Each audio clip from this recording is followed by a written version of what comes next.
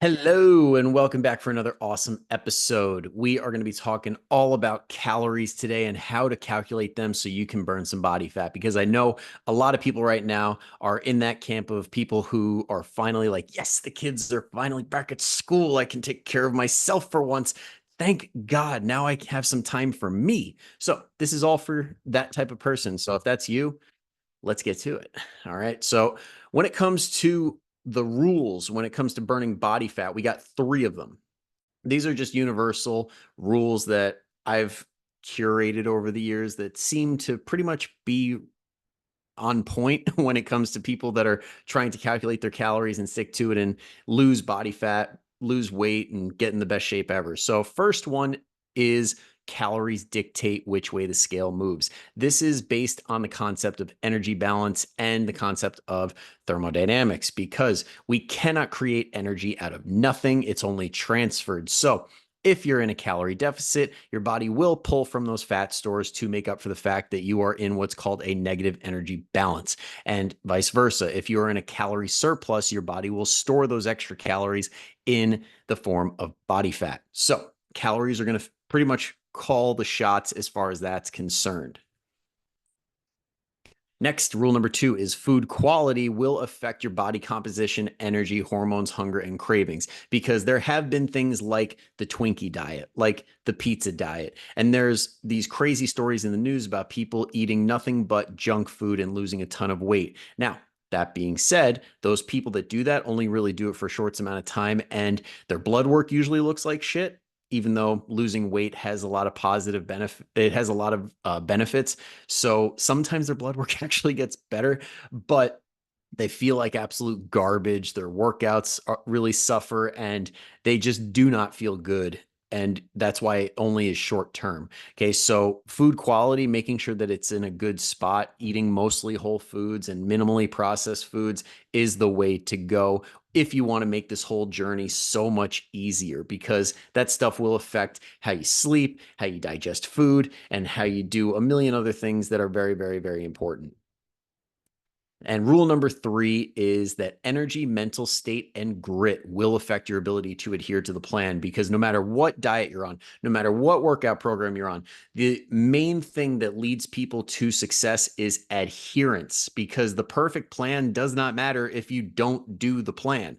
Yeah, that's why half-assed or even like really bad plans work out better for people. That's like all these guys in the gym that are just killing their bodies, crushing themselves, but they're still in relatively good shape, even though they're doing stupid workout programs and dumb nutrition plans. They still see success because they do it. They do a lot of it consistently over and over and over again. So, the way that we get the job done is to one, prioritize energy, make sure you're not running yourself into the ground.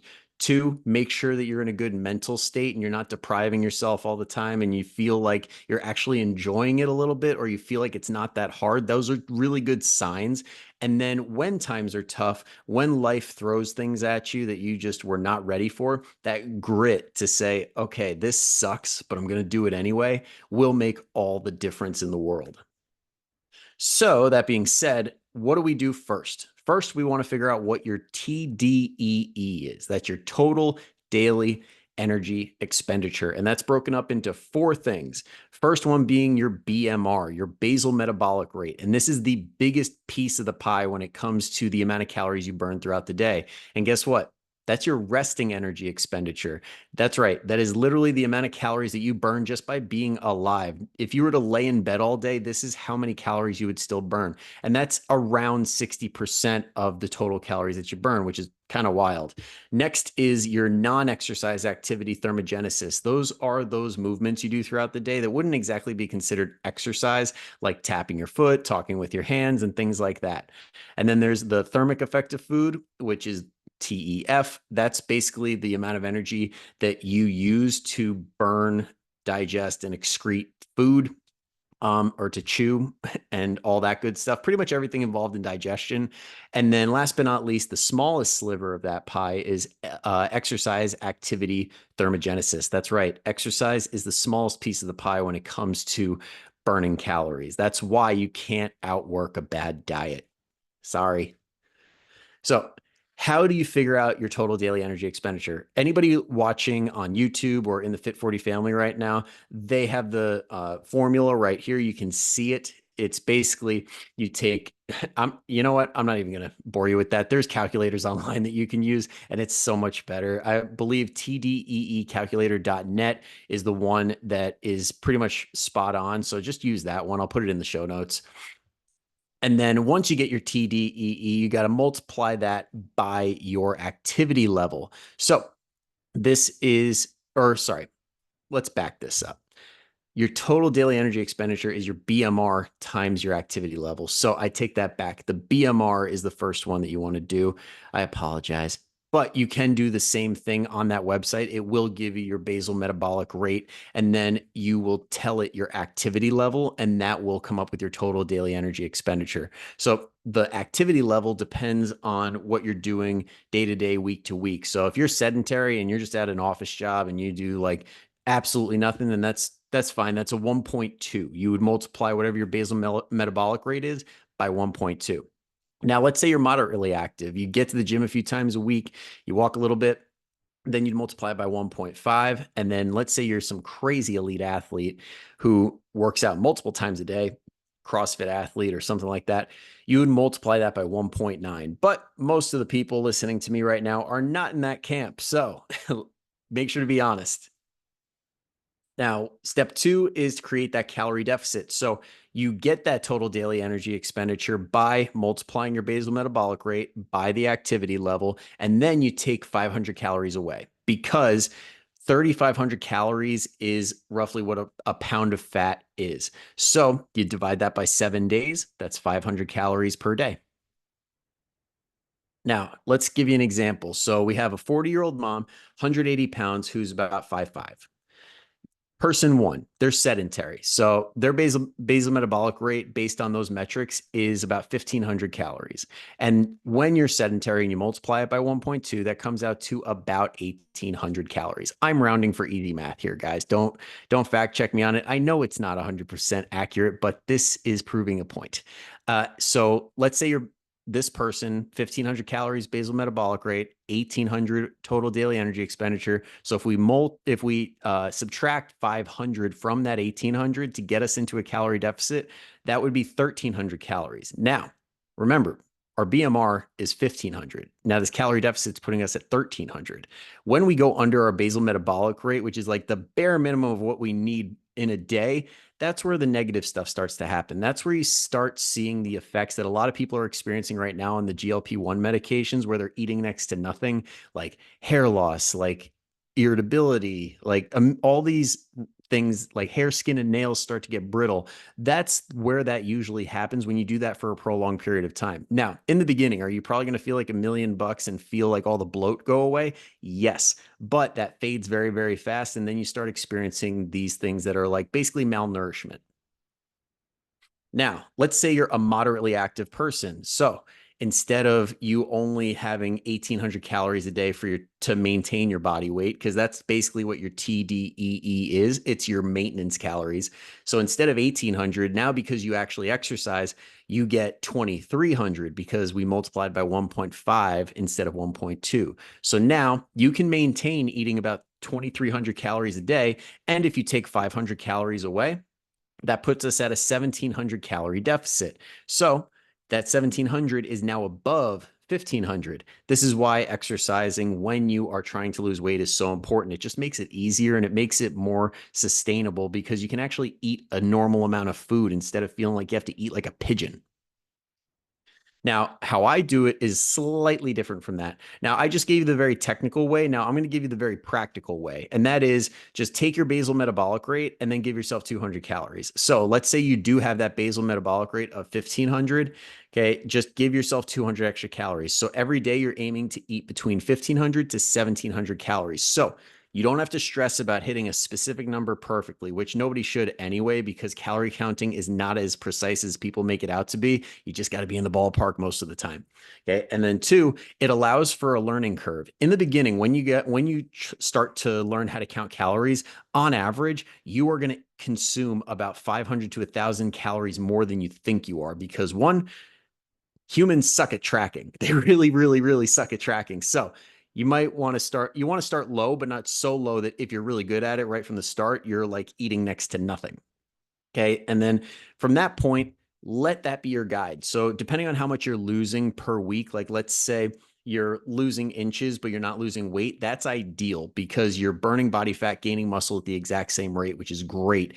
And when you're able to push that as, and that'll allow you a lot more runway before you have to take calories away and you're seeing really good results. And eventually you're going to get to a point where the muscle building starts to dwindle a little bit because that's just how it goes. You end up not progressing at as fast a rate as you do in the beginning. Now, you're still burning body fat, so you're going to start seeing the difference on the scale as you're burning the same amount of body fat and still building a little bit of muscle along the way. That's ideal. Now, let's say that you lose about half a pound to a pound per week. That's also great. That's right where we want to be. That's fine. Now, let's say that you're nailing it and you're losing over 1% of your body weight per week. That's usually a red flag after a handful of weeks of losing 3, 4, 5, 6 pounds every single week. That means you're going way too fast. And what that means also is the fact that you're sacrificing a lot of lean body mass, like that muscle. And there's a very, very strong correlation to the amount of lean body mass lost to how high of a risk you have for regaining all of the weight back. So you need to prioritize building muscle along the way, or at bare minimum, maintaining it. That's why we don't want to lose super fast.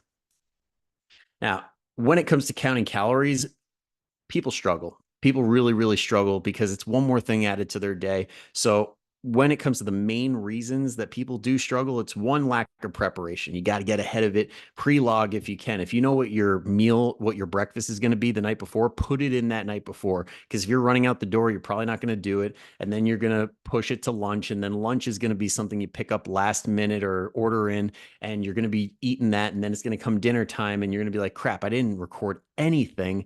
And I think I ate this, I think I ate that much. And you don't really have an idea of how much of the ingredients each thing was. And you're kind of just guessing in the wind at that point. And that's where people usually have a very hard time. And they're like, why am I not losing weight? Because we're not really being accurate.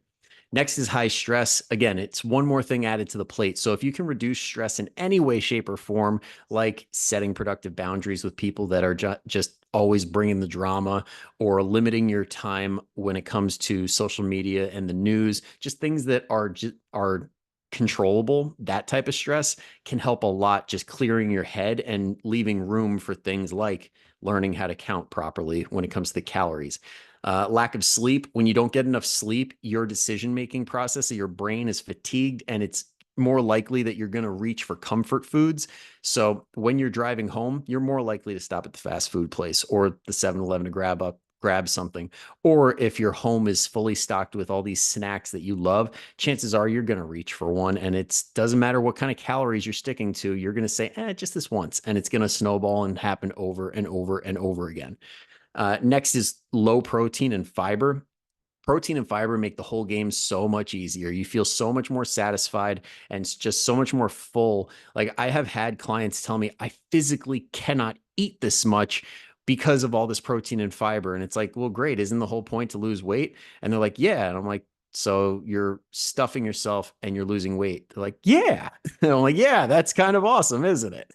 Okay. As long as we're not able to eat enough food where it becomes a problem, like I mentioned before, then that's a pretty good spot to be in. Um, and then last is tracking mistakes and frustration.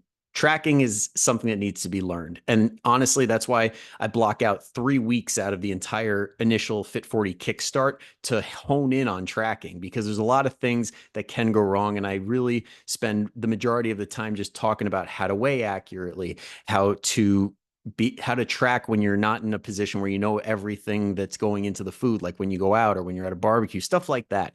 And this stuff, when left to your own devices, can be extremely frustrating and get you to the point where you throw your hands up in the air and you're like, fuck this. Sorry if there's kids in the car. So if you're hearing all of this and your mind's spinning and you're like, oh my God, how am I going to do all of this? You don't have to worry about that, because as I'm recording this, I'm also putting together the finishing touches on the Fit 40 boot camp, which is coming September 9th. You're going to be seeing all the promotions and stuff from September 2nd through the 8th.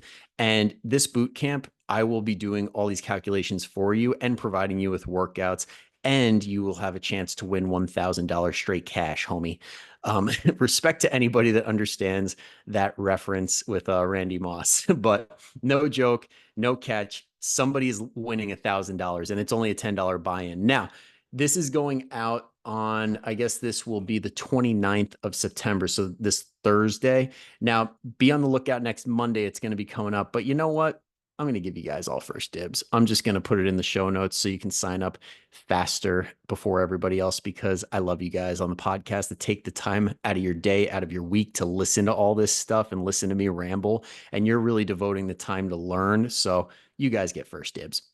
Okay, so just click away. You can enter in and you could start it immediately. The workouts, when it comes to the boot camp, the ones that are scheduled in there start the 9th, but there's off day workouts and substitute workouts that I give my clients in the app that you'll have access to. So you could get a full week and a half of workouts and tracking your food and get a head start on everybody. So if you're interested and you want to join, go right ahead. And that also comes with a free strategy call. So if you want me to do all your calculations for you and give you macros along with that and answer any questions you got personally one-on-one, then you could do that too and get the first spots before they all get snagged. And if you're not already in it, the Fit 40 family is where you're going to find all this information. That's where I tell everybody about challenges, about the boot camp, and we're going to be doing daily Q&As for the boot camp in the Fit 40 family. So highly recommend getting your butt in there if you're not in there already. All right, that's it for this week. Thank you so much for listening in. I hope to see you all in the boot camp, but I also hope to see you all same time, same place next week. But until then, go kick some ass. I will see you all later.